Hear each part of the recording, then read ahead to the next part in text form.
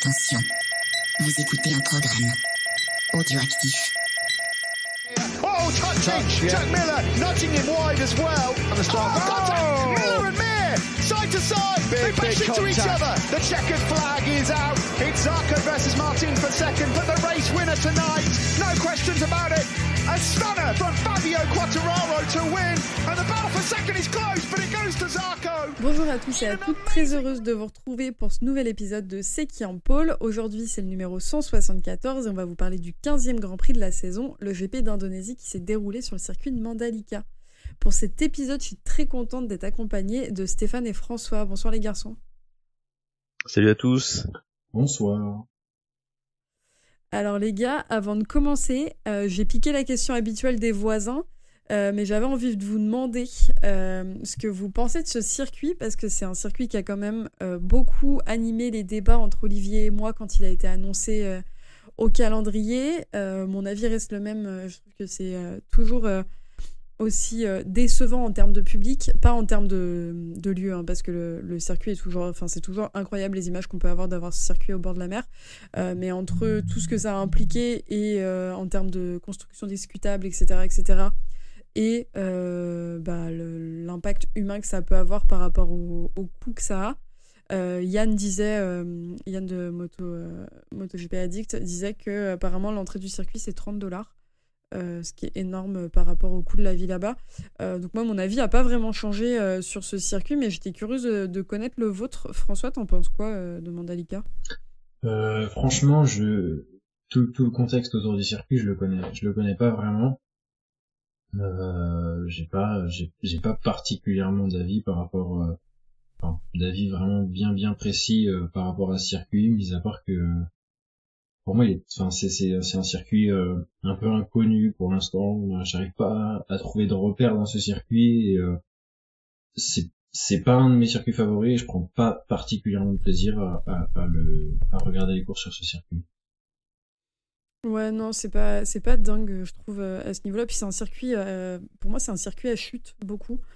Mais pour le contexte, en gros, c'est que, enfin, pour te faire dans les grandes lignes, c'est que la manière dont ça a été construit est très, très discutable. Il y a même un rapport de l'ONU sur le sujet. Donc c'était un peu ce qu'enflammait les discussions entre Olivier et moi. Stéphane, t'en penses quoi, toi ? Bah alors en fait, moi, déjà, au niveau esthétique, t'as l'impression que t'es à Phillip Island, parce que bon, c'est vrai que c'est joli. T'as la piste en bord de mer, enfin, tu vois, c'est un peu à la Phillip Island. Moi, je trouve que c'est des beaux circuits. Mais alors après, justement, quand tu vois la beauté du lieu, tu te dis, mais pourquoi avoir tout saccagé pour construire un circuit là qui va servir que... Bon, il va servir peut-être 2-3 semaines par an, parce qu'il y a peut-être pas que le MotoGP qui roule dessus, mais tu vois, je me dis, tout ça pour ça. Si encore c'est un pays très peuplé avec des gens qui ont les moyens d'aller voir les courses, et encore, ça excuse pas de saccager l'environnement, mais là, je pense qu'il y a d'autres endroits, où aller et pas faire ça là, quoi. Ouais, puis c'est le problème pour moi, c'est que c'est un pays, en tout cas l'Indonésie, il y a quand même une ferveur autour du sport moto, vraiment importante, et au final on se retrouve avec en plus de ça un circuit à Lombok où les gens peuvent pas forcément venir, l'entrée coûte très cher par rapport au coût de la vie, enfin, du coup c'est dommage d'avoir un circuit dans un aussi bel endroit en plus de ça, avec des tribunes quasiment vides tout le week-end. Enfin, tu vois les images du week-end, les mecs ils feraient des tests à Sepang qu'il y aurait autant de fréquentation, donc c'est un peu dommage, quoi. Ouais. Finalement, tu vas aller voir une course tranquille, faut casser la tirelire, partir en Indonésie, voir la course. Oui, c'est clair. Pas d'autre, tu vois personne, t'es cool, hein. Ouais, puis je pense que tu peux aller te promener dans n'importe quel hôtel, tu tomberas sur des pilotes. Il y a peut-être un truc à tenter, quoi. C'est ça. Ouais, et puis c'est vrai que sur le côté public et l'accessibilité au circuit, c'est franchement dommage parce que à chaque fois les pilotes ils sont bien accueillis par les gens quand ils vont en ville ou autre. C'est toujours cool, mais c'est vrai que de pas voir grand monde dans les tribunes autour du circuit, c'est un peu déplorable quand tu vois la ferveur qu'il y a là-bas. Alors quitte à faire de mauvaises choses pour l'environnement, autant le rendre accessible pour la majorité des gens qui puissent en profiter, quoi. Oui, c'est clair. On va passer sur les news. La première news qui concerne le MotoGP, c'est qu'on aura une wildcard le week-end prochain au Japon, qui n'est autre que Rémi Gardner, le retour du pilote qui roule en ce moment en 1000 en Superbike. Est-ce que vous êtes content de le revoir ? Non, bon, il est moyen en Superbike, il est moyen en MotoGP. Est-ce qu'il n'y a pas mieux à mettre que lui, par exemple? T'es du même avis, François? Ouais, je suis exactement du même avis. Enfin, qu'il soit là ou pas là, ça me fait ni chaud ni froid. Je l'ai vu à Silverstone, il était loin, mais très loin des débats. Si Yamaha le reprend, c'est qu'il doit avoir un intérêt quelque part, mais en tout cas, il n'est pas pour le spectacle. Mais au moins à Silverstone, t'avais le temps de le voir à la vitesse où il va. Ah bah oui, j'avais le temps. La grosse news de la semaine après ce Grand Prix, c'est l'annonce du départ de Guidotti de chez KTM, le team manager, mais surtout le remplaçant de Guidotti n'est autre que Ajo. C'est quand même une sacrée nouvelle pour le monde du MotoGP parce que c'est quand même un gros nom, Ajo. On va donc le voir monter chez KTM l'année prochaine. Qu'est-ce que t'en penses, François, de ce transfert entre guillemets de team manager? Moi, je trouve ça cool. Alors, il y a une grosse culture de la gagne chez Red Bull et chez KTM. Quand tu regardes un petit peu le motocross, tu vois que c'est vraiment dans les mœurs d'avoir cette culture de la gagne. Mais alors, ça va l'être encore un cran au-dessus avec Ajo. Ouais, j'espère que surtout, sur ce qu'il va apporter, c'est le fait de peut-être pérenniser un peu plus les pilotes. C'est perdre ce truc de on a des nouveaux pilotes, on les teste un an, ça marche pas, on leur laisse pas le temps de s'adapter, du coup ils partent. Ce qu'ils font pas en Moto 2 et en Moto 3, ils ont quand même un temps d'adaptation un peu plus long. Donc j'espère qu'il va arriver aussi avec ça en MotoGP et que ça va permettre de faire évoluer les choses. Ils vont avoir Acosta, enfin, il y a un vrai truc à faire. Donc je pense que là, on a une équipe qui a tous les moyens entre les mains d'aller chercher quelques victoires la saison prochaine si la moto elle répond aux attentes. Ouais, ça va être intéressant. Après, je pense pas que ce soit lui qui va changer les choses, parce que si ça mène Red Bull, qui disent moi chez Red Bull ça doit se passer comme ça, lui pour dire ce qu'il veut, si ton chef te dit lui au bout de 3 courses s'il donne pas satisfaction, tu le dégages, il doit s'exécuter. Mais je trouve que depuis Zarco, je trouve qu'il n'y a pas eu de choses comme ça chez Red Bull. Non. Chez KTM. Quand même. Ils sont un peu calmés, quoi, en tout cas. Gardner, Fernandez, tu vois, ça a quand même brassé du pilote très très vite pour pas grand chose. Ouais, mais eux, bon, Fernandez et Gardner, bon. Oui, mais bon, ça reste des pilotes qui étaient dans le team. Ouais, mais ils sont. Après, pour le coup, je comprends qu'ils les aient pas gardés, par contre. C'est personnel. Et en parlant de Red Bull, dans les news, ça c'est une news un peu annexe, mais aujourd'hui et durant la semaine se déroulent les tests pour la Red Bull Rookies Cup, donc l'antichambre du Moto 3, pour les futurs pilotes, et on a 17 Français qui sont sur la liste des sélectionnés pour les tests. Alors, faut pas oublier qu'il y a tous les anciens qui étaient en Red Bull Rookies Cup, il y a les redoublants, etc., qui vont devoir être sélectionnés, mais on a potentiellement 17 chances d'avoir des pilotes français en Red Bull Rookies Cup l'année prochaine. Dans les noms qu'on connaît un petit peu, il y a Lucie Boutseul qui est dans la liste, on a Enzo Belon, on a Henri Mignot, on a David Dacosta, on a quelques noms comme ça. Donc les résultats vont être annoncés dans les jours à venir.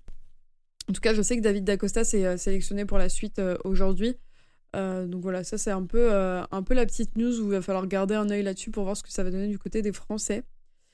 Et surtout, la dernière news de la semaine, celle qu'on attendait nous depuis un moment pour s'organiser, c'est l'annonce du calendrier 2025. On va avoir 22 courses au calendrier l'année prochaine, donc 22 sprints également. Et c'est pour la première fois depuis un petit moment, j'abuse puisqu'il y a eu Portimao, mais la manche d'ouverture ne se fera pas au Qatar comme d'habitude, mais se fera en Thaïlande pour le début de saison. On va avoir le Qatar au mois d'avril au final. La Thaïlande a signé pour 2 ans d'ouverture sur le MotoGP. Et on retrouve Portimao sur lequel il y avait des gros doutes sur le fait que ça reste ou non au calendrier, qui signe donc pour 2 ans supplémentaires. Et ça a été annoncé aussi que l'Inde ne sera pas là en 2025 mais viendra au calendrier en 2026. Et pour finir sur les choses qui changent un peu, on aura potentiellement, du coup, s'il n'est pas annulé pour X raisons, parce qu'on sait très bien comment ça se passe durant la saison, le Grand Prix de Hongrie pour la première fois au calendrier MotoGP. Est-ce que dans ce qui va se passer de prévisionnel, en tout cas, il y a des choses qui vous font envie sur les dates, Stéphane? J'aimerais savoir quand est-ce qu'a eu le Grand Prix de Finlande. 2030 ? Je plaisante. Moi perso, j'ai pas vraiment d'avis sur le calendrier parce qu'après, en tant que fan, plus t'as de courses, t'étais content. Mais quand t'entends les pilotes, ils disent que bon, c'est beaucoup de courses, mais qu'ils sont quand même plutôt contents de la deuxième partie du calendrier que de la première partie. Voilà. La première partie, c'est... Parce que je crois qu'il y a beaucoup de décalage avec... Attends, ils enchaînent quoi? Mais ils Ils viennent enchaînent... de l'Argentine, il y a pas quelque chose comme ça? Ouais, si, enfin, ils commencent et par ils la disaient que c'était beaucoup. Thaïlande, enfin... Ouais, mais ils disaient que c'était beaucoup, mais d'un côté, comme ils étaient frais, c'était le début de la saison, bah allez, pourquoi pas. Et puis on disait, par contre, la fin de saison était assez bien ficelée, donc voilà. Ouais, non, sur le calendrier, ça bouge quand même pas mal, parce que du coup, tu commences plus ou moins la saison avec une course outre-mer, après tu vas en Argentine, tu vas aux États-Unis ensuite, après tu vas au Qatar, puis tu reviens en Espagne, et t'enchaînes comme ça pour refinir la saison avec de l'outre-mer, avec Japon, Indonésie, Australie et Malaisie, tu vois. Pour aller au Portugal, parce que du coup, Portimao, c'est début novembre, juste avant Valence. Enfin, tu vois, il y a quand même beaucoup d'allers-retours. Alors déjà, il y a beaucoup d'allers-retours et ça peut questionner beaucoup de choses sur le calendrier. Mais là, c'est quand même assez étonnant.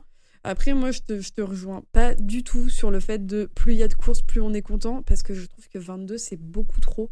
Dans la mesure où, en fait, tu prends même plus de plaisir à un moment donné à te taper des courses quasiment un week-end sur deux toute l'année. Enfin, moi, je trouve que c'est vraiment beaucoup. Et j'avoue que je vais faire un peu la vieille aigrie alors que j'ai même pas 30 ans. Mais l'époque des 18 week-ends de course dans l'année, je trouvais que c'était amplement suffisant. François, qu'est-ce que t'en penses, toi, du calendrier ?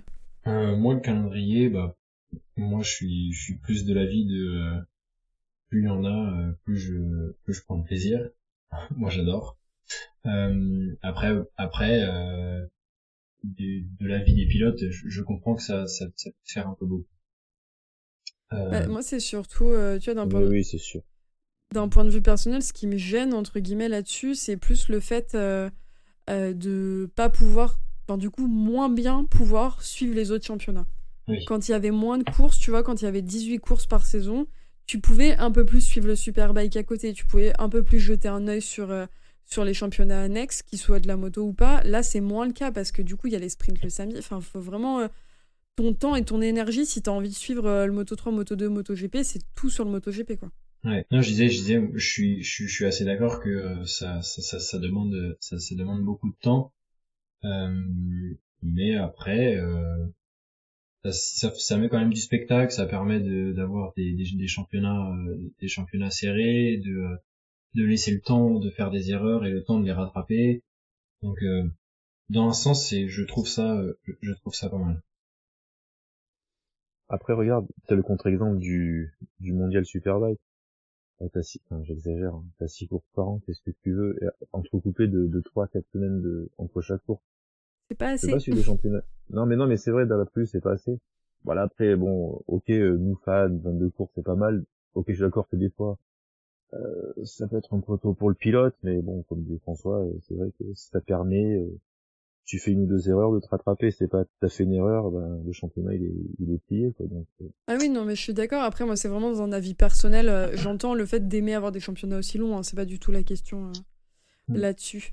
Mais moi, juste par rapport au calendrier, je voudrais juste dire un petit truc, c'est que je pense que ce sport pollue suffisamment de par les courses et tout ce qu'ils organisent à droite et à gauche.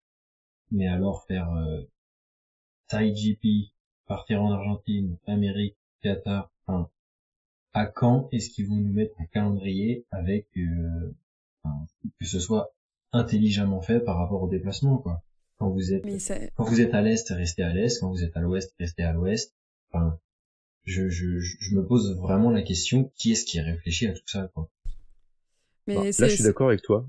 C'est que tu dois faire par zone. C'est-à-dire que moi, je me demande, toi, t'es aux États-Unis, allez, bon, enfin, comme en Formule 1, tu vois, tu fais États-Unis, Canada, Mexique, Argentine, tu fais tout ça d'un bloc. Et après, tu rentres en Europe, après, tu refais l'Asie. Et ça, t'as pas à faire Europe, Asie, tu repars en Amérique, tu repars en Asie, tu reviens en Europe, tu repars là-bas. Enfin. Non, mais et c'est pareil. L'enchaînement Thaï, Argentine, Amérique, Qatar, il est catastrophique. Il a aucun sens. Je te rejoins là-dessus, François. Après, on pourra en débattre longtemps hein, de l'impact écologique du MotoGP et je te rejoins complètement là-dessus. Et surtout, c'est sans compter sur les pilotes qui...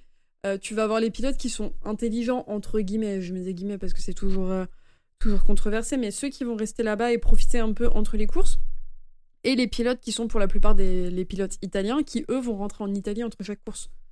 Tu vois, enfin, du coup, la réflexion là-dessus, pour moi, elle est à pousser un peu plus loin et à essayer de comprendre comment ils font, mais je serais d'accord avec toi d'essayer de comprendre qui est-ce qui réfléchit au calendrier. J'imagine qu'il y a une disponibilité de circuit aussi. Tu vois, par exemple, au Qatar, de ce que j'avais compris, ils font pas l'ouverture parce que c'est la période du Ramadan et du coup, ils peuvent pas faire le Grand Prix à ce moment-là. Donc, tu vois, ça, c'est des choses qui s'entendent. Mais quand tu peux recevoir le MotoGP, je pense que même si ton circuit, il est censé être pris, il y a une réflexion à faire pour que derrière ça puisse rentrer dans un calendrier et en effet faire moins de déplacements possibles. Et en plus de ça, permettre d'avoir moins de soucis de fret, etc., comme on a pu y avoir il y a 2 ans. Ouais, non mais exactement. Et puis tu soulignes le truc des pilotes qui peuvent rester sur place, etc., etc. Mais en Moto 3, en Moto 2, t'as beaucoup de pilotes qui payent leur inscription dans les teams, etc., qui se déplacent. Enfin, ça coûte un fric monstre pour certains teams, pour certains pilotes, et qui eux se mettent vraiment dans le rouge pour tout ça, quoi. Bah, les petits teams, de toute façon, ils partent pas à équipe complète quand ils sont en outre-mer, c'est minimum syndical. Donc, c'est pas du tout. Enfin, ouais, je pense qu'il y a une vraie réflexion à avoir là-dessus. Et je serais curieuse, justement, tu vois, comme tu dis, de savoir qui est-ce qui réfléchit au calendrier. Parce qu'en plus de ça, nous, du coup, on sait qu'on est aussi soumis au calendrier de la F1 qui bloque certains circuits. Enfin, c'est beaucoup de réflexion. Mais en 2024, à une période où l'écologie, ça fait quand même partie d'un grand sujet de discussion, que ce soit sur toutes les thématiques, si on pouvait, bien que ce soit hypocrite de dire oui, pensons à l'écologie quand on regarde du sport moto, au moins y réfléchir un minimum, ça serait important, quoi. Ouais, mais enfin, un Hervé Boncharal, par exemple, il le dit très clairement. Je sais qu'on fait un sport qui pollue et qui est vraiment pas du tout bon pour l'environnement. En revanche, tout ce que je peux faire à côté, que je peux améliorer, eh ben, j'essaie de le faire, quoi. Et là, en l'occurrence, un calendrier comme ça, je comprends pas pourquoi cet homme-là ne s'insurge pas de voir des choses comme ça. Ouais, je te rejoins là-dessus. On va passer un petit peu à la suite parce qu'on pourrait en parler des heures. Petit point qui n'a rien à voir avec le MotoGP mais qui sont à noter puisque ça signe la fin de la saison dans beaucoup de catégories annexes. C'est le championnat français, donc ça, juste petit point sur les résultats. En FSBK a été titré ce dimanche Kenny Forêt qui était en duel avec Alan Téchard pour le titre. Donc il est champion de France Superbike 2024, suivi de son acolyte Loïc Arbel qui lui est champion de France Superbike Challenger. Et en 600, c'était, on l'avait déjà dit, mais Corentin Perolari qui était titré cette année, suivi d'Alexis Négrier. Et aussi, on a été titré une nouvelle fois au Super Moto des Nations. Ce week-end, l'équipe de France a remporté la manche. Donc voilà, ça c'était le petit point annexe championnat à côté pour ceux qui suivent. Et on va passer tout de suite au cœur du sujet qui n'est autre que le Moto 3. Stéphane, on t'écoute. Allez, je vais essayer d'être assez bref. Passe par la se repêché de Q1, Ogden Rueda n'est pas Rossi. La pole est pour Ortola devant Beirer et Furisato. Alors en course, le shot est pour Furisato, qui accompagné de Beirer, Fernandez, Alonso vont imprimer un gros rythme d'entrée de course. Dans les premiers tours, on va voir Ortola, Nepa, Soruzza qui vont être contraints à faire un double long lap. Et Rueda, quant à lui, n'a été sanctionné que dans le long lap. Donc il va être obligé de passer non pas par le raccourci mais par la rallonge. Ortola quant à lui sera à mi-course resanctionné dans une troisième longue lap, donc ça sera un week-end à oublier pour ce jeune pilote. Quoi dire, c'est que à la mi-course 10 pilotes sont regroupés et peuvent prétendre à la victoire, hein. Mais ce groupe va perdre rapidement Beirer sur chute, Furisato est percuté par Olgado. Et finalement, au jeu des Aquamois, c'est Alonso qui va remporter la course devant Fernandez et Munoz. Au classement général, Alonso conserve la tête du championnat avec 296 points, suivi d'Olgado avec 199 points, Ortola est 3e avec 191 et Beirer 4e avec 189 points. Ça, c'était du récap express. Ouais. Très compliqué de résumer tous les tours de course parce que bon, ça doute partout, mais voilà. Ouais, course de Moto 3 classique. À noter quand même, parce que ça c'est important, c'est quand même un événement du week-end sur la journée du vendredi, c'était aussi la chute de Rulstone et d'Olgado qui était assez impressionnante. Pour ceux qui ne l'ont pas vu, c'est Holgado a voulu dépasser Rulestone durant une séance d'essai. Il a perdu l'avant et il a fini par percuter son coéquipier. Et c'était vraiment une grosse chute pas belle à voir sur la journée du vendredi. François, t'as regardé la course Moto 3 ? Ouais, eh ben, pour être 100% franc, là je suis en train de regarder la célébration des pilotes. Je viens juste de passer l'arrivée, c'est génial. Podcasteur multifonction. Exactement. Franchement, j'ai kiffé la course. Ça se dépasse dans tous les sens. Qui aime le MotoGP doit regarder la Moto 3. Je le dis et je le répète. David Alonso toujours très solide, toujours très intelligent. Adrian Fernandez, premier podium. C'est cool parce qu'on commence à avoir des nouveaux noms en Moto 3 qui arrivent. Là, Piqueras qui fait encore un bon résultat avec une 4e place, Luneta qui fait 5e. On va commencer à avoir des championnats très très intéressants, je pense, l'année prochaine. On sait qu'Alonso il va plier le championnat cette année, mais je pense que l'année prochaine là ça va être exceptionnel pour savoir qui va être champion. C'est ta vie, Stéphane ? Tout à fait. Bon, c'est vrai que Alonso il est bon cette année, il est sur le championnat. Ah bon, je vois pas comment il pourrait le perdre. Et voilà. C'est vrai que la course après en soi, c'était une course de Moto 3 avec les tours. Les 10 premiers, tout le monde se doublait plus ou moins avec Holgado, au moment qui a fait une super remontée, qui a redescendu un petit peu dans le classement de cette course. Voilà, c'était typique Moto 3 et je suis d'accord avec François. Moi, j'aime beaucoup le MotoGP, j'adore le Moto 3. Après, je regarde toutes les courses, à défaut de regarder le Moto 2, mais je trouve que voilà, c'est une catégorie qui est très très très intéressante. Voire même sur ce week-end de course, on en parlera plus tard avec le MotoGP, mais je trouve que la course Moto 3 était plus intéressante que le MotoGP par exemple. Ouais, la chute de Veijer est un peu dommage aussi. C'est quand même à noter sur ce week-end. Il perd gros finalement au championnat parce qu'il aurait pu finir les 3 premiers Veijer et... Ouais, elle est très impressionnante la chute. Là, ce virage-là à haute vitesse, là, quand ils perdent l'avant, c'est waouh. Mais pareil, dans ceux qui perdent au championnat, qui dégringolent petit à petit, c'est Munoz aussi. Munoz qu'on voyait un peu plus haut au classement en début de saison. Et là, il est 5e avec 133 points. C'est plus le pilote qu'on voit briller tous les week-ends. Enfin, il est très bon, c'est pas ce que je dis, mais il est pas là où on l'attendait au final. De la même manière que Holgado, on aurait aimé qu'il aille plus à la bagarre cette saison que ce qu'il est en train de faire. Après, Alonso les écrase tous en même temps. Donc là, il fait une fin de saison de champion et il aura largement mérité son titre pour l'année prochaine. Et bah, si on a fait le tour du Moto 3, on va passer tout de suite au Moto 2.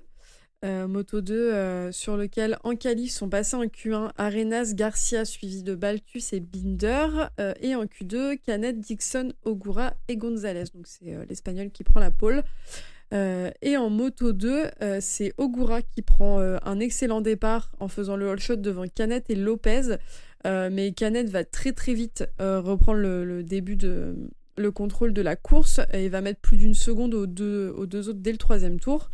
Le trio composé de Ogura, Aldeguer et Lopez va tenter du mieux possible de remonter sur Canet. Et derrière, on va avoir Chantra qui va chuter et se faire rouler sur le pied par Aldeguer. Aldebert.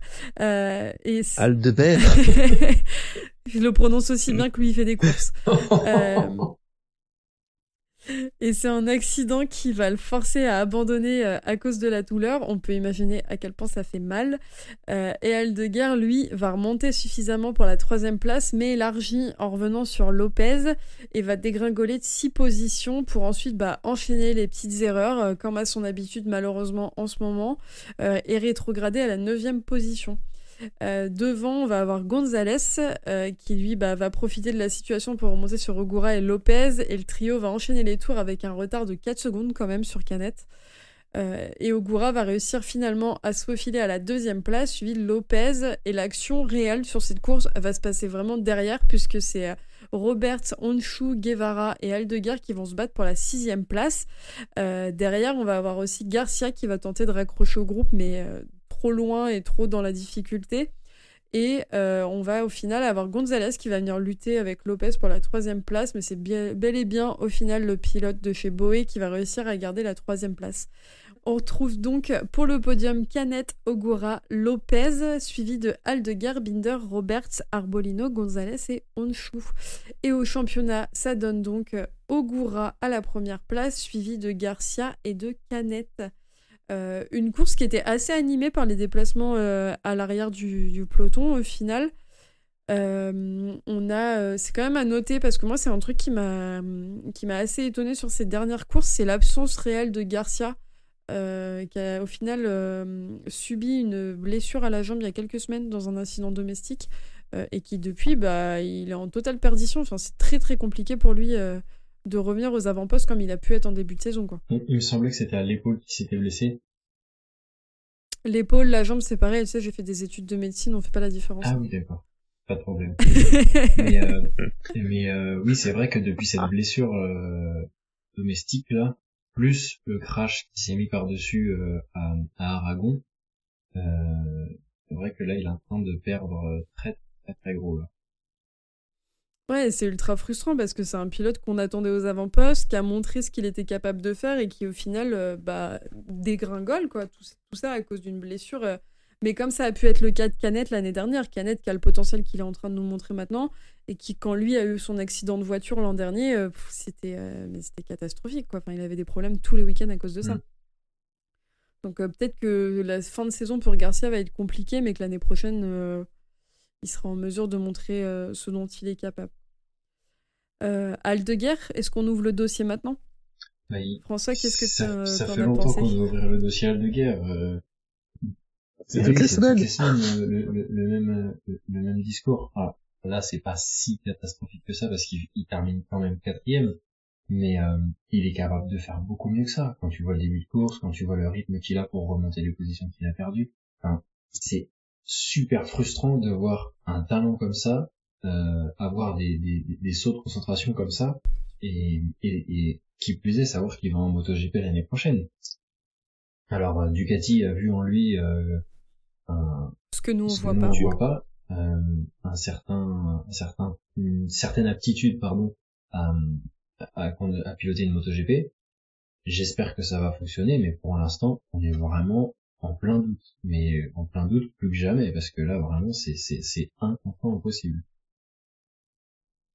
Ouais, je te rejoins là-dessus et je pense qu'il va y avoir un vrai travail de mindset en global sur lui en MotoGP, parce que comme tu dis, s'il a des sauts de concentration comme ça, en Moto2 ça pardonne pas, mais en MotoGP il va se faire attraper la veste très très vite. Il va se faire écraser. Ouais, c'est ça, puis il va prendre des risques pour lui, quoi, parce que s'il écarte comme ça, il va se faire percuter très très vite, le garçon, quoi. Après, le premier moment où il a un problème avec sa moto, où il fait un écart, on voit qu'avec sa botte pour rétrograder, on a la sensation que la vitesse a du mal à passer. Donc il y a peut-être aussi eu un problème technique qui n'est pas forcément de sa faute, mais après ce problème technique là, il n'y a pas de reconcentration et de ok maintenant c'est pas de ma faute, mais je suis focus et je reste dans ce mindset pour pouvoir tout remonter. Et ça fait encore quelques petites erreurs après, donc c'est dommageable.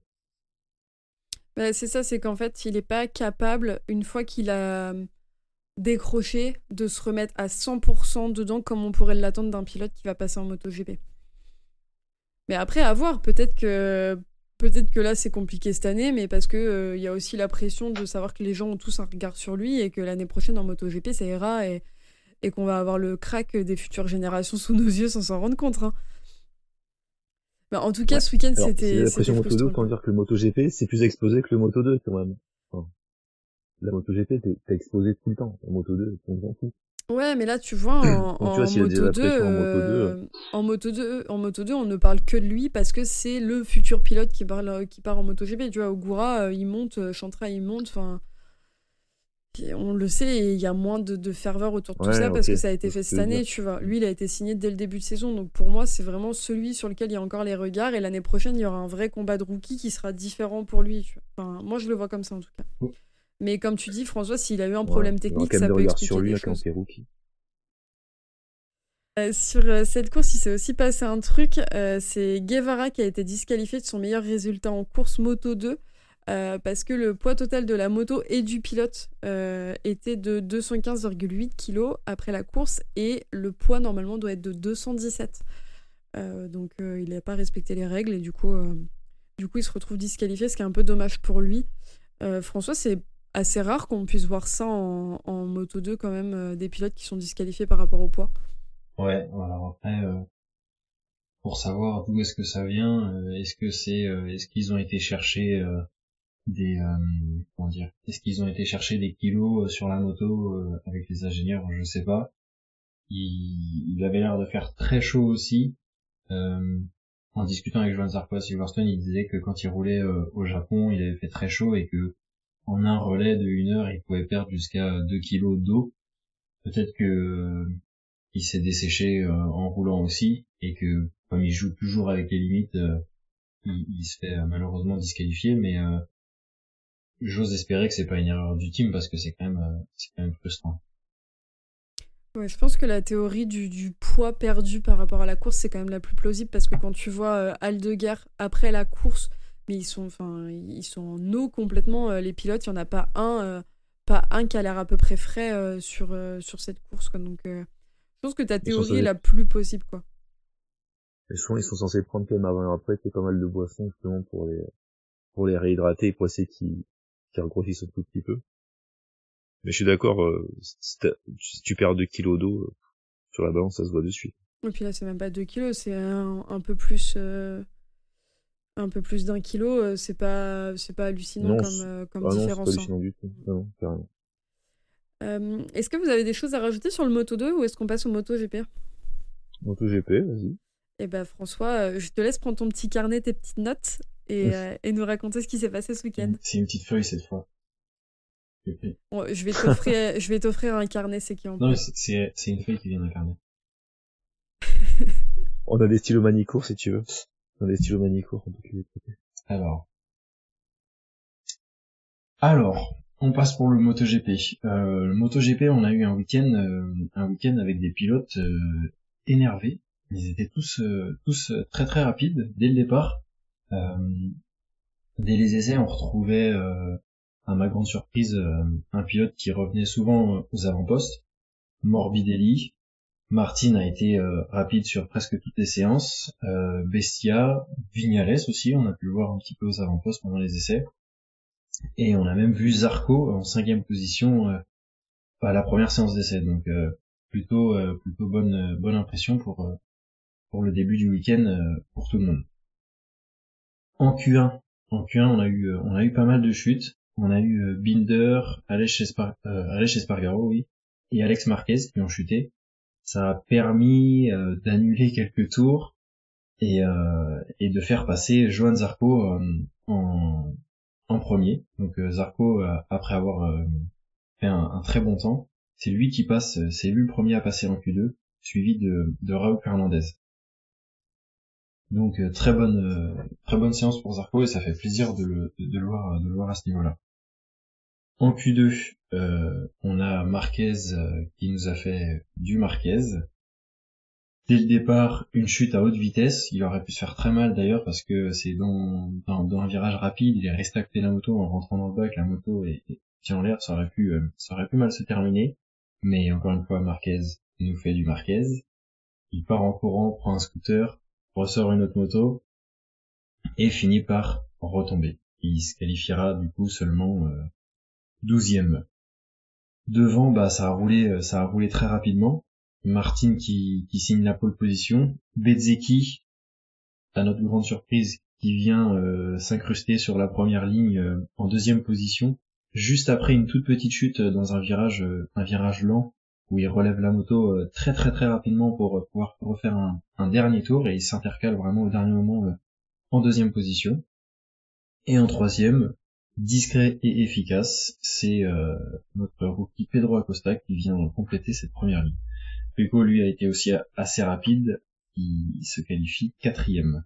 Et on a une belle perf de nos Français, avec Fabio 6e et Zarco 7e.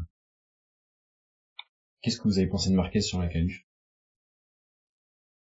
Moi, j'ai pas vu les qualifs, je t'avoue. J'étais au Supermoto des Nations, donc je vais laisser la parole à Stéphane sur le sujet.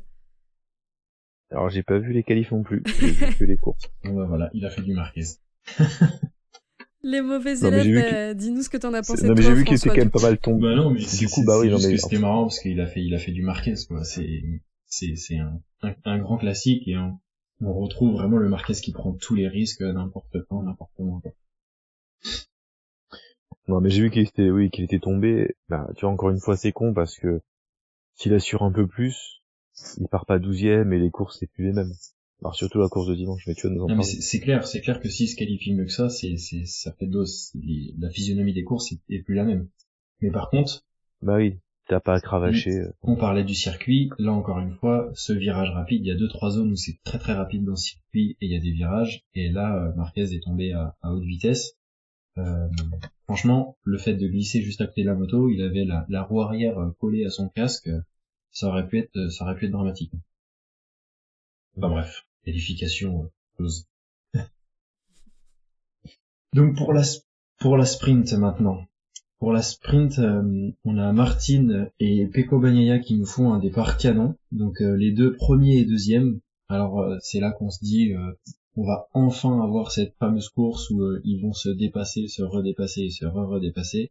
Mais c'était sans compter sur Martin qui se met par terre dans le même virage que Bezzecchi en qualification. Malgré tout, il relève la moto à une vitesse grand V, c'est assez impressionnant, il chute, il prend l'embrayage, il la laisse allumer, c'est vraiment technique. Il relève la moto et il repartira bon dernier pour faire une belle remontée jusqu'à la 10e place. Donc malheureusement à la porte des points.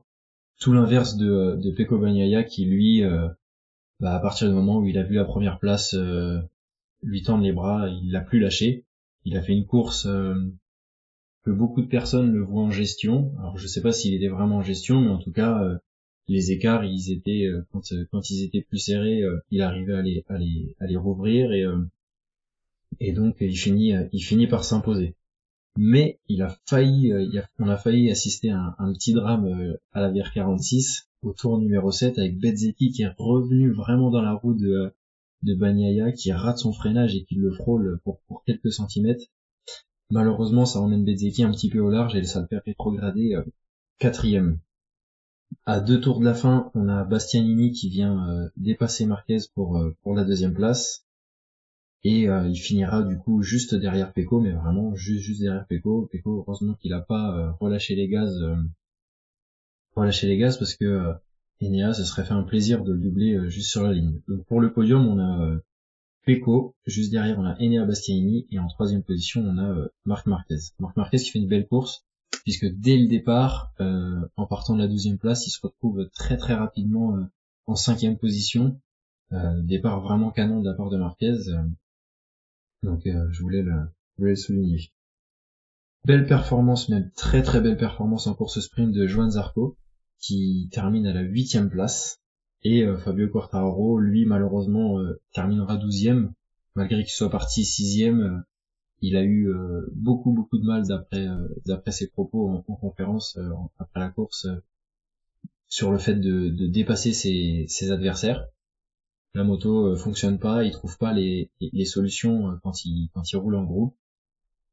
Et sur une tentative de dépassement, il a failli percuter Morbidelli, il me semble, et il s'est complètement écarté, donc et a été rétrogradé à la 12e place. Donc voilà pour cette course sprint. Concernant la course longue, alors la course longue, je l'ai appelée la course à élimination. On a fini une course à 12 pilotes, ça faisait longtemps que c'était pas arrivé.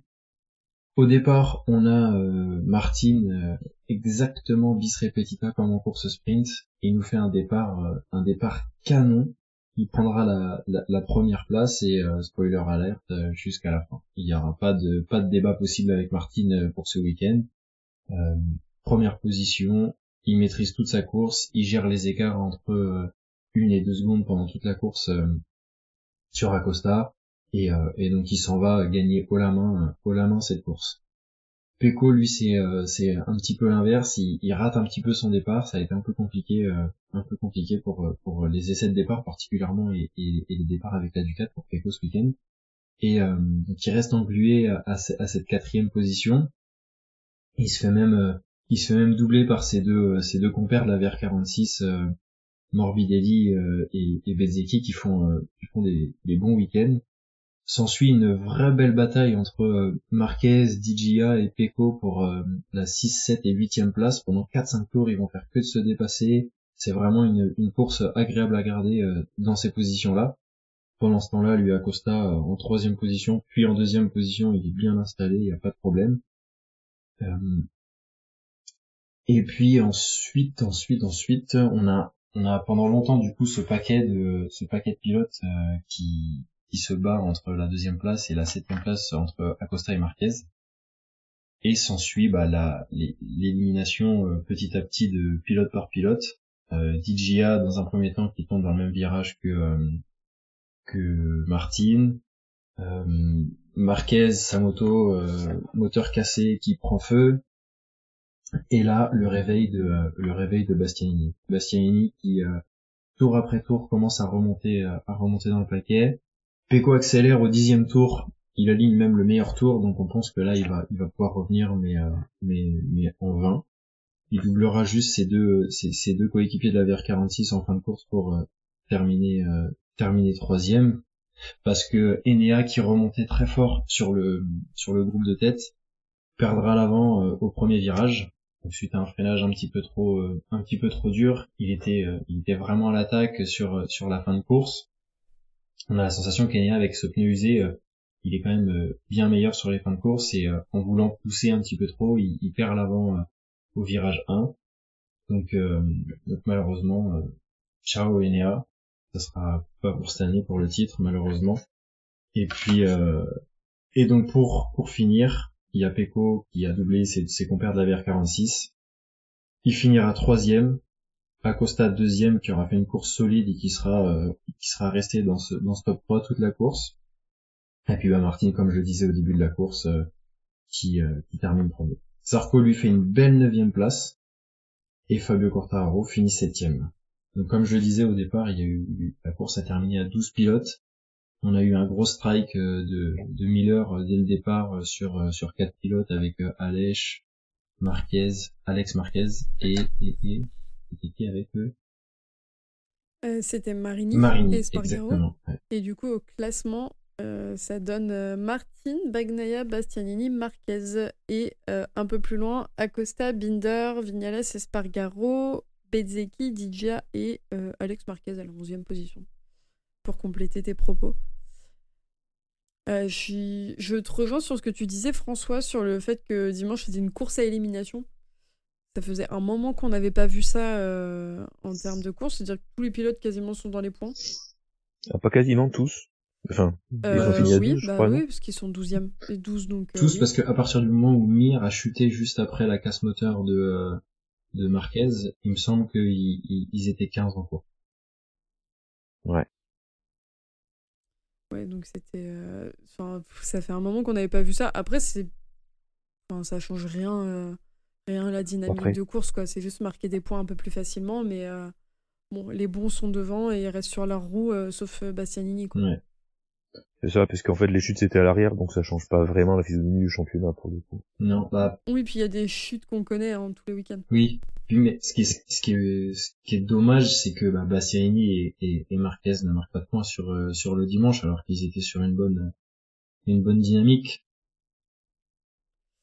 Ouais, on peut en parler. Bastianini, est-ce que vous avez l'impression avec cette chute, sachant qu'il revenait vraiment très fort, il avait un bon rythme, enfin pour moi il pouvait vraiment aller chercher devant, en tout cas au moins Acosta s'il s'en donnait les moyens. Est-ce que vous pensez qu'il vient de potentiellement perdre ses chances au championnat avec cette chute? Après, s'il revient sur Acosta sur la course, c'est peut-être qu'il a trop forcé aussi, hein. C'est peut-être pas son rythme, hein. Il était peut-être en même temps en surconduite. Ouais, mais on sait que Bastianini, il est fort sur les fins de course pour revenir. Enfin, pour moi, en tout cas, j'ai l'impression que Bastianini, ce qu'il montre depuis la mi-saison, entre guillemets, il a fait un très bon week-end, de très bonnes qualifs. Il montre son vrai niveau et ce qu'on aurait aimé voir dès le début de saison. Et que s'il avait montré ça, ça aurait complètement changé la dynamique autour de Bastianini sur le début de saison, en tout cas pour les transferts. Enfin, qu'on avait voir depuis longtemps, parce que ça fait quand même, depuis que Judicatis, qu'il performe pas vraiment non plus. Bah, il était très fort pour l'année chez les dernière, privés. ouais, mais pour l'année dernière, il était chaque blessé. fois, c'est ça, en fait, je trouve ça assez dur à chaque fois qu'on dise il a pas performé. J'ai revu la course de Portimao il y a pas longtemps, enfin, en tout cas, sa chute, et il s'en était mis une belle quand même. Enfin, c'était lui, Paul Espargaro, Oliveira, c'était un week-end où il s'était mis vraiment des belles chutes, et il était quand même très blessé. Donc on pouvait pas l'attendre au niveau où il est maintenant, et je trouve que maintenant, cette année, il a le rôle parfait de ce qu'on attend des pilotes, c'est-à-dire d'avoir le rôle d'un trouble-fête pour les mecs qui jouent le titre. Mais j'ai quand même l'impression, alors mathématiquement il me semble que c'est pas le cas, mais il s'éloigne du titre du coup, alors que dans un monde où on a 2 pilotes qui jouent pas à celui qui va gagner la course, mais à celui qui fera pas l'erreur pour pas aller perdre le titre, il a de quoi aller chercher des points pour potentiellement une deuxième place, parce qu'il est que à 50 points de Bagnaia. Je trouve que sportivement, il est quand même en dessous des deux, de Martin et Bagnaia. Ouais, mais il est plus stable, je trouve. Enfin, je le trouve plus constant sur ses erreurs. Là, il a fait une grosse erreur, mais moins que Martin ou Bagnaia. Martin ou Bagnaia, c'est un week-end sur 2. Hein. Ouais, mais Martin, si tu regardes les statistiques, je crois qu'il a chuté que 3 fois cette année. Bah, 3 fois de trop, hein. Ouais, et Bastianini est tombé combien de fois? Je l'ai pas sous les yeux, monsieur Stéphane. Ouais, mais je pense un peu plus. Ouais. Ou peut-être que Pierre, quand il va nous écouter, nous dira si on a raison ou pas, mais je crois que Martin est très peu tombé. Bagnaia tombe 7 fois. Et Bastianini, je sais plus trop. Mais tu vois, il a fait un choix à Martin qui est quand même plus constant.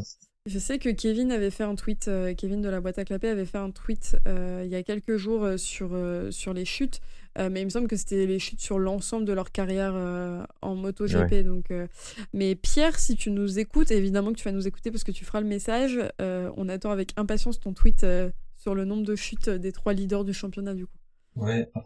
Et puis il n'y a pas que ça, c'est après, il joue toujours, enfin, tu vois, que ce soit Bagnaia ou Martin, il joue quand même toujours le top 3, que Bastianini, des fois, il est quand même bien en retrait du top 3. T'es du même avis, François? Ouais, je te rejoins là-dessus, Stéphane. Ce que j'allais dire, c'est que un Bastianini, moi, j'attends que ça soit de la même trempe qu'un Bagnaia ou un Martin. S'il veut jouer un titre, faut que ça puisse jouer podium tous les week-ends, et que, si tu veux jouer podium tous les week-ends, tu peux pas te permettre de faire que des remontadas, et de faire des débuts de course qui te font rétrograder, et puis après, devoir reprendre les positions que tu as perdues, qu'ils soient beaucoup plus constants sur une course complète. Et moi je trouve que c'est le genre de pilote, tu vois, voilà, parce qu'ils vont faire un week-end un peu constant. Ah, tout le monde va s'enflammer, et puis après, pendant 2-3 fois, tu vas pas les voir, c'est pas ça pour moi qu'on attend de Bastianini. Enfin, cher le mec, il est officiel Ducati, il doit être premier avec Bagnaia, enfin, il doit pas être 3e, quoi. Dans l'absolu. Et en parlant d'officiel... Parce que quand même, si Marquez, il a pas un problème moteur, bah, il est peut-être capable d'être devant Bastianini avec une moto pourrie, quoi. Enfin, pas la même moto, pardon. Moto pourrie, t'es dur quand même. En parlant bon, de... pas avec une moto de l'année dernière, pardon, je reformule ce que je viens de dire.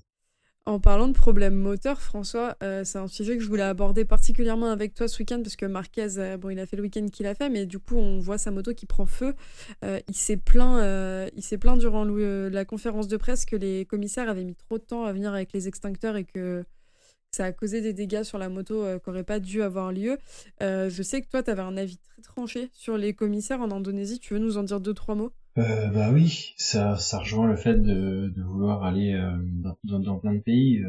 Il y a des pays qui n'ont pas les mêmes développements qu'en Europe, donc on n'aura pas forcément le même personnel qualifié qu'en Europe, donc faut aussi s'attendre à ce que des temps de réaction soient un peu plus longs, ou alors à ce qu'on ait comme au premier tour des situations extrêmement dangereuses où on a une multiple chute avec 4 motos.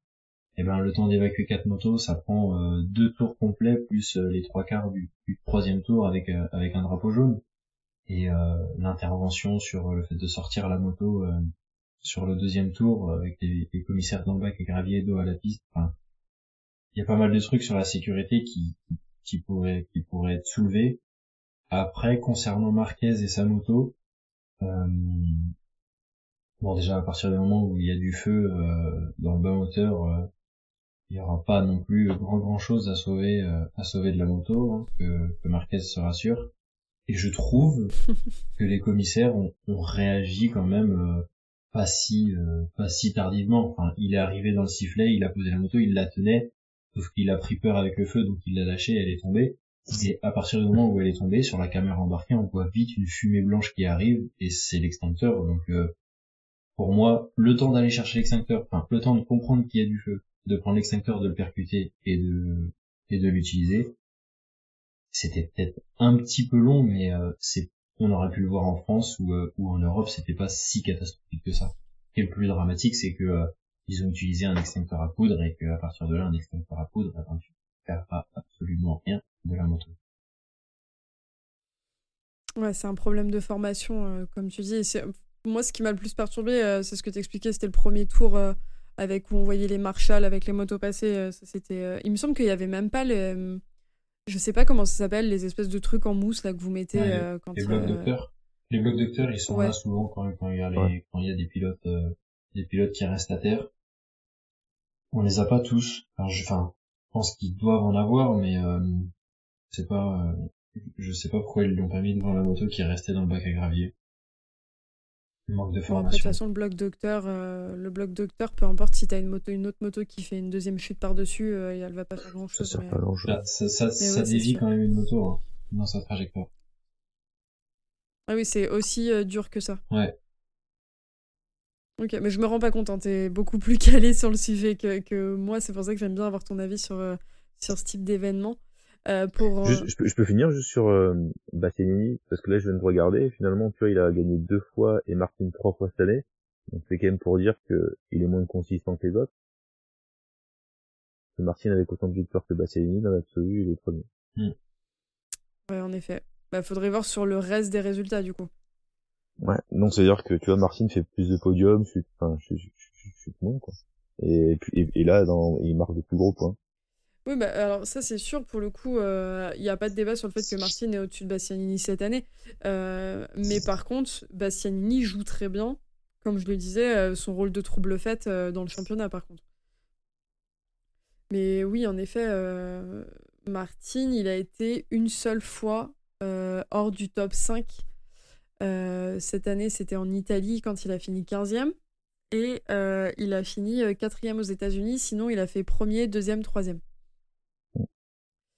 Quand Bastianini fait plus 5, 4, 3, 18. Mais c'est pas si choquant, hein. Bastianini est quand même très très souvent dans le top 5 lui aussi, quoi. Ouais. Donc c'est serré en fait. En effet, ils sont pas au même niveau, mais c'est quand même relativement serré. Oui. Ouais, il est quand même à 60 et quelques points. Stéphane, t'es pas rigolo. Laisse-nous avoir de l'espoir dans le potentiel titre de Bastianini. Pas de soucis. Bon, allez, passe à un autre sujet alors. On laisse Bastianini de côté. Non, du coup, je pense qu'on en a fait le tour sur Marquez. T'avais quand même bien développé, François.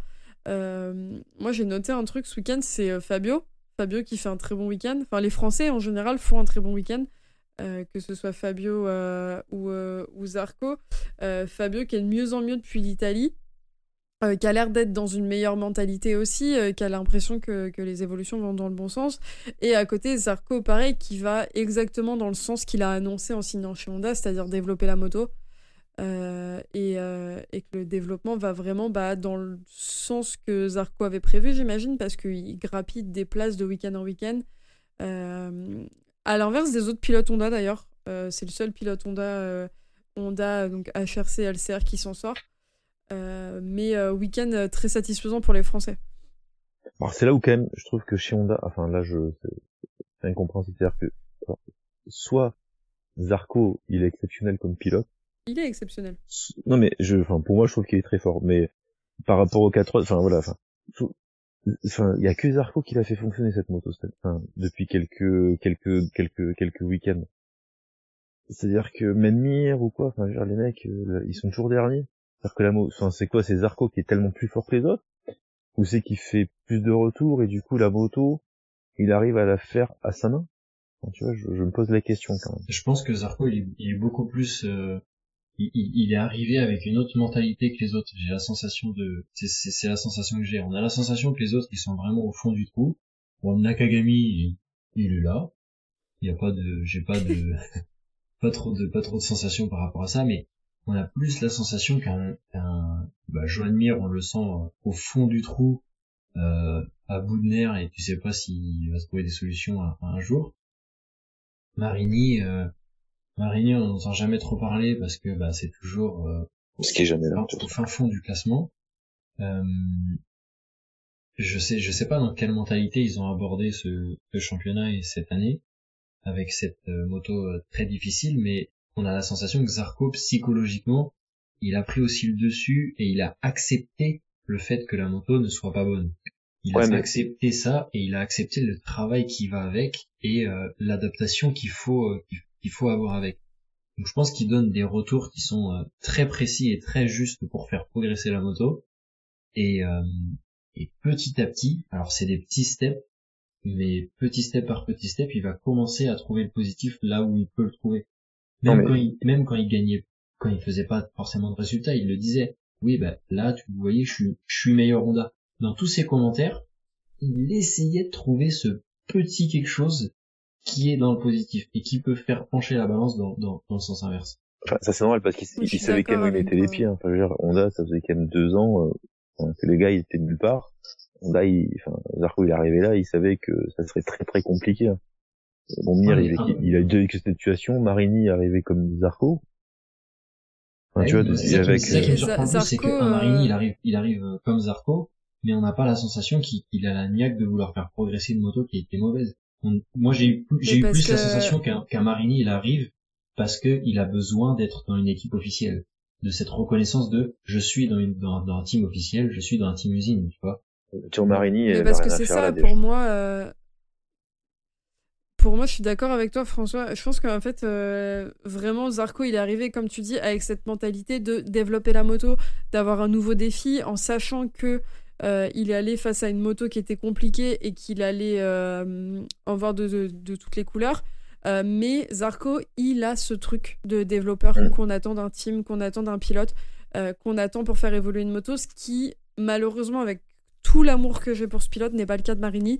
Comme tu dis, pour moi, Marini, il avait besoin de sortir du spectre de son frère, de sortir du truc de la VR46, de l'équipe satellite, etc. Et il y est allé un peu pour se donner un défi, pour dire, oui, je ne suis pas que le frère de Valentino Rossi, je suis capable de faire des choses avec une autre moto. Malheureusement pour lui, il n'est pas capable. Tu vois que dans sa com, il n'est pas très positif. Hein. Il n'y a rien qui va dans le sens de Honda, tout à l'inverse de Zarco. Et Mir, n'en parlons pas. Mir, tu peux pas développer une moto quand tous les week-ends tu finis au bac, c'est pas possible. Tu peux peut-être dire, oui, les airbags sont bons. Ça, par contre, pour faire des retours là-dessus, il n'y a pas de souci. Et pareil pour Nakagami. Nakagami, comme tu l'as dit, il est là. C'est un très bon résumé de sa carrière et de sa saison. C'est il est là et il apporte pas vraiment à la moto, en fait. Donc je pense que vraiment ce qui apporte à Zarco, c'est d'avoir trouvé le positif, quand tu dis donc chaque week-end de course, dans chaque galère, et il le dit, il me semble que c'est dans Team Zarco où il passe un week-end pourri, mais il dit mais on apprend. Et ça, je trouve que c'est la meilleure mentalité que peut avoir Zarco, et c'est la mentalité dans laquelle j'ai l'impression que Fabio est en train de se mettre sur l'évolution de la Yamaha aussi. Bon, après pour Zarco, oui, de toute façon il savait où il partait, donc il va pas dire non, finalement la moto est pourrie, il le savait. Donc il fallait aller chez Ducati, il fallait rester chez eux. Mais ce qui est bien, c'est que finalement, en étant positif et en essayant, tu vois, finalement, tu t'aperçois que la moto, il a fait un peu à sa main aussi, donc tu vois ce que je disais. Et quand tu l'as fait à ta main la moto, c'est quand même, tu progresseras de week-end en week-end. Tu vois, c'est pas une moto lambda pour 4 pilotes. Oui, c'est positif pour l'année prochaine aussi, parce que si la moto là elle progresse et qu'elle est faite à sa main, ça va être très positif pour la saison prochaine. Et pour Quartararo, c'est vrai que ça fait que 2 courses pour le coup où c'est à peu près positif. Après, on sait pas, lui, dans ses déclarations, ok, il est content, mais après, on sait pas derrière. C'est un major Yamaha, dit, non, Coco, t'as filé, je sais plus, 10 ou 15 millions, maintenant, tu vas fermer ta bouche et la moto, tu vas la conduire et t'arrêtes de nous cracher dessus parce que nous, on tape derrière et on investit aussi pour que la moto, tu vois, on soit plus dernier, quoi. Ouais, mais tu vois, Yamaha, ils sont quand même, je pense pas que ce soit le discours qui soit tenu, parce que de toute façon, Fabio, sa com, elle a toujours été très compliquée. Mais mais Yamaha, là, ils annonçaient travailler sur un V4, il me semble. Enfin, ils ont l'air d'aller dans le sens où ils se réveillent. J'ai l'impression que ça fait 10 ans qu'on dit qu'Yamaha doit se réveiller, mais entre 2027 avec tous les changements de règlement, il est temps que qu'ils se sortent de cette passe très très compliquée et qu'ils fassent en sorte que Fabio, avec son titre de champion du monde, puisse avoir une moto qui soit à la hauteur de son talent. Ouais, mais le problème c'est que ils ont tellement pris de retard que c'est pas en une saison. Enfin, je veux dire, c'est sur 3 ans. Ah bah non, de toute façon, j'ai complètement oublié son nom, mais une des personnes du team de Yamaha qui parlait au micro de Canal disait que de toute façon, ils attendaient pas d'évolution majeure sur la moto avant fin 2025. En fait, c'était mal traduit parce qu'il disait, c'était traduit, je l'ai vu cette interview, il disait, c'était écrit, bon, on va développer la moto d'ici je sais plus c'était quelques temps, mais en fait, quand tu regardes, il dit 3 years. Donc tu vois, déjà il disait que c'était 3 années quoi pour la développer. C'était traduit quelques temps, tu vois. J'ai envie de te dire, si la moto elle est tellement compliquée qu'ils sont obligés d'attendre les nouvelles réglementations et 2027 pour avoir une moto performante, au moins ils en ont conscience et ils sont honnêtes avec ça. De toute façon, ils vont pas investir des milliers et des cents si ça change dans 2 ans. Enfin, c'est complètement con de toute façon. Oui, non, c'est clair. Mais après, pour Fabio, c'est positif et je pense que ça lui permet aussi de reprendre confiance en ses talents de pilote. On avait le débat hier sur le fait que, avant d'enregistrer et en discutant de la course, que Fabio, à moto égale avec les pilotes, avec les autres pilotes qui sont en tête du championnat, est largement top 4 des meilleurs pilotes du plateau. Et je pense que c'est pas complètement faux, tu vois. Ouais, je pense que c'est un pilote avec beaucoup de feeling, beaucoup de sensations. La Yam, il l'a décrit quand même, il sait quand même où il va à chaque fois avec cette Yamaha. Il y a des week-ends où il annonce vraiment ce qu'il est capable de faire et ce qu'il est pas capable de faire, et il est quand même assez lucide sur les performances du package total entre lui, son pilotage et la moto. Moi, je suis quand même plus positif par rapport à Yamaha. Je trouve que les 3 derniers week-ends ont été plutôt bons comparé à ce que on a pu voir, les bas-fonds qu'ils ont pu toucher il y a quelques temps, mais je pense que Yamaha est sur la bonne voie. Ils vont finir par y arriver et revenir se battre un petit peu plus haut, doucement. Ça, faut pas que ça soit un coup d'épée dans le cerf. Pour moi, il faut attendre encore 3-4 courses. C'est pas sur 2-3 courses où tu peux dire, là, ça y est, ils sont là, quoi. Parce qu'il y a plein de choses qui peuvent rentrer en jeu. Non, oui, c'est sûr. Tu vois, la piste, la température, il y a quand même beaucoup de choses qui font que, ouais, mais là, c'est un sport mécanique. T'as joué quand même 3 grands prix, où t'as eu des conditions de piste qui étaient correctes et utilisables pour tout le monde. Enfin, peut-être le premier Misano où il y a eu un petit peu d'eau, mais et des conditions changeantes, mais Misano 2 et ce week-end, c'était quand même des conditions sèches qui permettaient à des motos d'évoluer avec leur plein potentiel. Alors oui, c'est pas là où on attend Fabio au vu du talent qu'il a, mais il y a quand même du mieux. Enfin, il y a quand même 3 Q2 d'affilée. Il y a un petit peu plus de positif que ce que c'était en début de saison. Non, je suis d'accord, mais je suis tout à fait d'accord. C'est juste qu'il faut attendre encore 2-3 courses pour moi pour dire vraiment, ça y est, Yamaha, oui. Ils ont mis le doigt dessus, tu vois, et ça y est, la marche est enclenchée vers l'avant.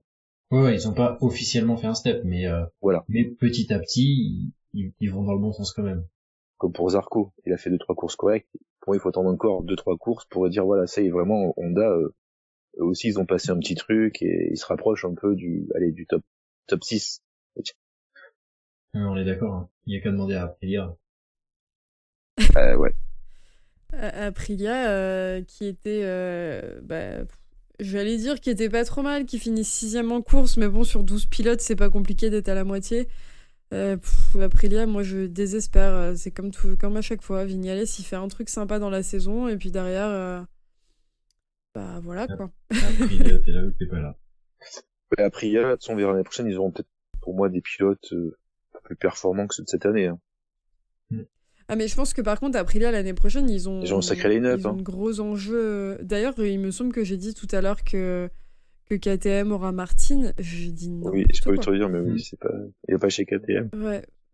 Non, vous auriez pu me reprendre, mais c'est pas grave. C'est que ça me va aussi, Martin Bezzecchi chez Aprilia. Tu vois, enfin, Mais oui, je pense Martin qu'il n'y a chez pas Aprilia, ça sera autre grand chose chose à dire. Hein. que Vignales et Alèche. Hein. Ouais, quand Ouais, même. même Bezzecchi, je pense que c'est pas la même mentalité non plus. Donc, mais même à côté sur le team Trackhouse, Raoul Fernandez, il est 10e. Oliveira, il est où Oliveira d'ailleurs? Tiens. Oliveira n'est pas au classement. Il était là ce week-end. Ah mais non, il était à Unfit, pardon. Oui. Il était à Unfit en début de week-end. Donc, enfin, je pense qu'il n'y a rien à dire sur Aprilia. C'est comme d'hab, quoi. C'est un coup ça fonctionne, un coup ça fonctionne pas. Et pour l'instant, on est nulle part. Quoi. Exactement. Et après, on n'est pas à l'abri qu'au Japon, il se réveille et qu'il fasse une super course et que personne ne comprenne pourquoi non plus, quoi. Et Grand Prix Outre-mer, on verra bien. Ouais, c'est ça.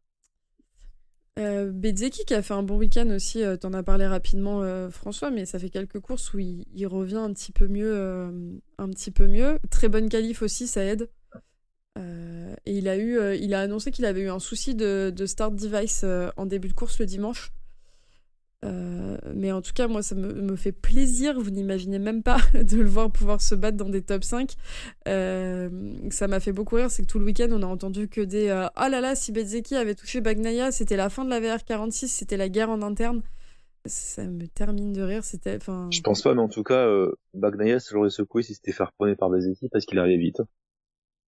Ouais. Ouais, mais c'est pas ça qui va aller casser la VR46, tu vois. Non. Il va peut-être mettre un peu d'eau dans son vin. Par contre, il aurait perdu quelques gros points au championnat quand même, Bagnaia, sur le coup. Ouais, je suis d'accord avec toi. Et un qui a fait un bon week-end aussi, qui engendre de l'expérience et qui revient petit à petit, et ça fait plaisir à voir, c'est Acosta, qui tente toujours d'aller chercher une victoire. Il l'a toujours pas décroché cette année. Il a encore quelques chances devant lui, mais très très bon week-end pour Acosta aussi. Moi, ça fait plaisir de le revoir devant Acosta. Il est revenu sur des choses un peu plus basiques et ouais, ça me fait plaisir. J'ai vraiment hâte de le voir sur une bataille de plusieurs tours avec un Marquez. Oui, il a été très bon sur la course longue et je pense que vraiment, là, pour les courses, il engendre de l'expérience, encore une fois. Il engendre des informations, il apprend de ses erreurs aussi, beaucoup, parce qu'il fait moins d'erreurs un peu stupides comme il a pu faire en début de saison. Et que l'année prochaine, on va avoir un Acosta qui va arriver avec toute une trêve hivernale dans laquelle il va avoir le temps de revoir les courses, d'assimiler tout ce qui s'est passé cette saison et qui sera encore au niveau au-dessus de ce qu'il a pu être cette année. Et accueilli par un nouveau team manager qu'il connaît très bien. Aussi, franchement, c'est que du positif pour lui, je pense. Parce que c'est vrai que sur cette course, tu sens il pouvait pas aller chercher la victoire et il a été malin. Enfin, il a pas trop forcé pour rester sur ses roues quand même. Ouais, et puis il y avait des déclarations récentes de au niveau de son entourage que c'était pas tip top et tout. Donc là, le fait de confirmer ce qu'il a pu faire en début de saison, de continuer à prendre de l'expérience en marquant des gros points, parce que mine de rien, il est top 5 au général pour une saison de rookie, et le fait d'arriver dans l'équipe l'année prochaine avec un team manager qu'il connaît très bien et avec qui il a vécu des grands moments de carrière, ça va mettre en confiance et je pense qu'on peut attendre un gros Pedro Acosta l'année prochaine. Ouais, je te rejoins là-dessus. Et en plus, il y avait un doute sur le fait qu'il reçoive une pénalité pour la pression de pneus. Ça n'a pas été le cas. Il n'a pas reçu de pénalité sur le week-end, donc tant mieux. Ce qui n'est pas le cas de Nakagami d'ailleurs, qui a rétrogradé à la dernière place. Pression de pneus pas suffisante ou trop élevée. Je n'ai pas regardé en détail, mais donc pénalité pour lui. Et info un peu random, mais du côté de KTM, Gaz, apparemment, il y aurait pour Augusto Fernandez, ça aurait été très compliqué parce qu'apparemment la chaîne de la moto aurait sauté du pignon. Voilà. Donc faut pouvoir piloter une moto comme ça, ce qui n'a pas été le cas du coup puisqu'il n'est pas qualifié. Mais voilà pour le côté KTM. Est-ce qu'il y a des choses que vous vouliez aborder en dehors de tout ça du côté du MotoGP, les gars? Bon, je pense qu'on a fait le tour. Non, pour moi on a fait. Ah si, il y a peut-être un petit point Franco Morbidelli qui fait quand même un week-end plutôt correct. Il fait un week-end de ce qu'on attend de lui chez Pramac. de la constance dans un top 10. Je le répète encore une fois, mais il lui manque, je suis sûr que si on lui met trois podiums dans l'année sur cette saison, il fait une bonne saison. Mais tu vois, quand tu disais que Acosta va arriver dans un team, va retrouver des gens qu'il connaît très bien dans son team, je pense que Morbidelli, l'année prochaine à la VR46, il aura pas la moto de l'année, donc il aura la moto qu'il connaît cette année. Et il va être entouré des gens de la VR46. Il y a moyen qu'il revienne à un meilleur niveau que ce qu'il nous a habitué. Ouais, normalement, le mec, il faut calculer parce qu'il va conduire 2 ans la moto avec ses copains qui lui font des bisous, il va être bon. Moi, je peux plus rien dire, tu vois. Je suis désolée, Stéphane, je peux plus être anti-Morbidelli. Il est jamais là, le mec. C'est pareil, on l'a vu 3 fois. Enfin, non, Morbidelli, c'est une catastrophe. D'ailleurs, cette moto, ils ont dû la filer à quelqu'un d'autre. Ouais, mais si l'entourage ça joue, bah tant mieux pour lui, j'ai envie de te dire. Ouais. Alors c'est pareil, Acosta là, ils sont sympas, c'est gaz, tu vois, il y a pas de pression, c'est très peu médiatique. L'année prochaine, c'est pareil, il va chez il va chez KTM. Ce sera pas la même non plus, hein, même s'il connaît un jour. Ouais, je pense que la pression Acosta, la pression ça lui passe au-dessus. Hein. Il a l'air quand même d'être, c'est un cliché ce que je vais dire, mais c'est la mentalité très espagnole. Acosta, il vient pour gagner et il vient pas pour se tourner les pouces. Donc je pense qu'il est habitué à tout ça aussi. Non, mais bon. Voilà, pour dire qu'à un moment aussi, le contexte, les mecs, pour Morbidelli. Faut arrêter de trouver des excuses. On lui trouve pas des excuses, on dit qu'il a fait un week-end pas mauvais. Ok, ce week-end était pas mauvais, je suis d'accord. Mais bon, le problème c'est que de là après à l'encenser, je suis plus d'accord. On pourra dans l'épisode de fin de saison, on pourra faire une grande partie sur Morbidelli si tu veux, Stéphane. Et Stéphane, s'il fait une saison pas si mal, si on décide à l'unanimité, sauf la tienne du coup, qu'il a fait une saison pas si mal, je veux t'entendre faire des plates excuses à Morbidelli. Okay, je prends note. Je suis d'accord. Non, mais alors, je suis la première à critiquer Morbidelli, hein, donc je comprends complètement ton point de vue, mais faut savoir reconnaître quand le week-end n'est pas trop mauvais. Non, je vais être très objectif. On en a déjà parlé. Hein. Première année, c'était super. Il a été vice-champion du monde. Enfin, il était bon. Et après, on sait pas ce qui se passe. Le mec, il est plus là. Il a quand même une bonne Yamaha. Descente aux enfers. Ok, après il chute, il se blesse. Il a du mal à revenir. Ok. Et là, purée, avec le matos qu'il a, il fait que ça, quoi. Enfin, tu vois, je veux bien plein de trucs, mais au moment, c'est que quand t'es pilote aussi, le côté psychologique, après, je sais pas, ça joue, ok, mais t'as des psys, t'as des coachs mentaux, t'as des trucs, tu vois, t'es quand même super entouré.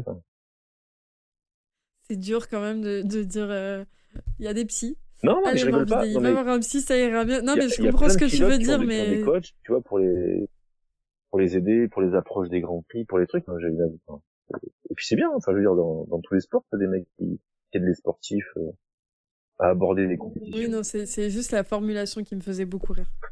Bon, mais ok, on verra le dernier Grand Prix, on reparlera de Morbidelli premier.